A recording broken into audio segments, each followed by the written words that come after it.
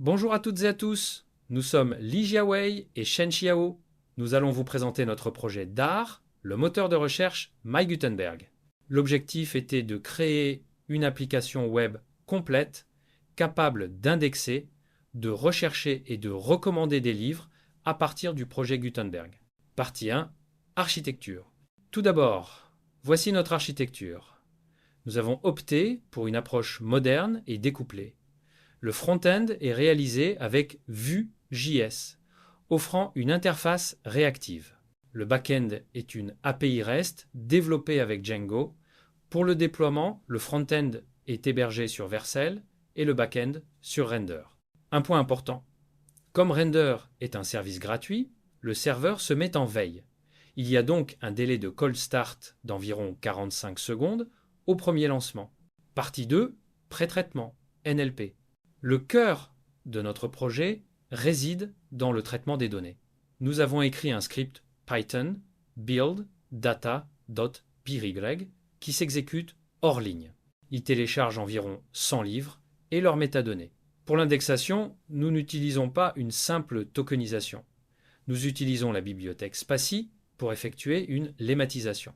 Par exemple, si l'utilisateur cherche went, le système comprend qu'il doit chercher go. Cela améliore considérablement la pertinence par rapport au simple stemming de NLTK. Partie 3, algorithme index regex. Côté recherche, nous avons implémenté deux stratégies distinctes pour répondre au sujet. Premièrement, la recherche par mots-clés utilise un index inversé chargé en mémoire. Elle est extrêmement rapide. Deuxièmement, la recherche avancée. Pour celle-ci, nous parcourons physiquement les fichiers texte sur le serveur pour compter les correspondances. C'est volontairement plus lent, mais plus puissant pour des motifs complexes. Partie 4, classement, graphe.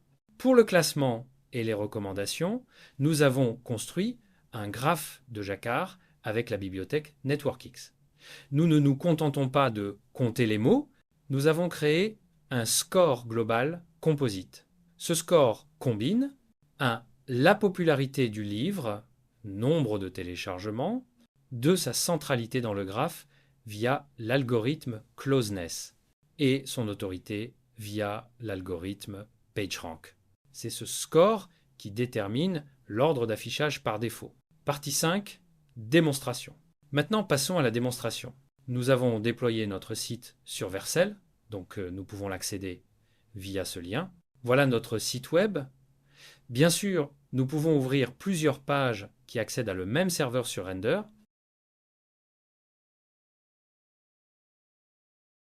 D'abord, je vous montre une recherche standard, par exemple, pour le mot love. Vous voyez que les résultats sont triés par notre score de pertinence.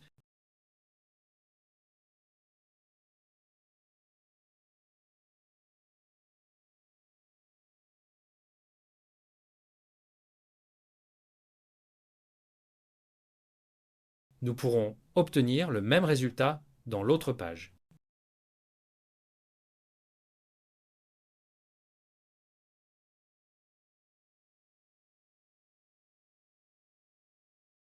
Puis, si je cherche went, grâce à Spatie, le système trouve les occurrences de Go. Et nous pourrions changer l'ordre de résultats par différents classements, comme par fréquence, téléchargement, titre et année.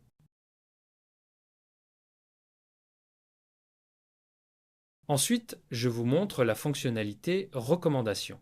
Cliquez le bouton ici, nous pouvons voir les livres suggérés qui sont les voisins directs dans notre graphe Jacquard.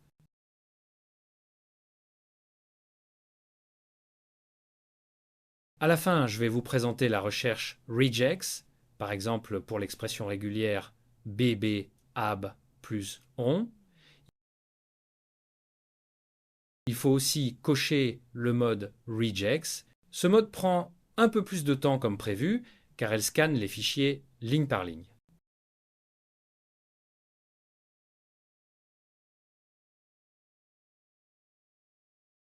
Conclusion. Pour conclure, le principal défi technique a été la gestion de la mémoire sur le serveur gratuit. Nous avons dû optimiser le chargement des modèles SPACY pour ne pas dépasser 512 mots de RAM. Le projet est aujourd'hui totalement fonctionnel, stable et déployé. Merci de votre attention.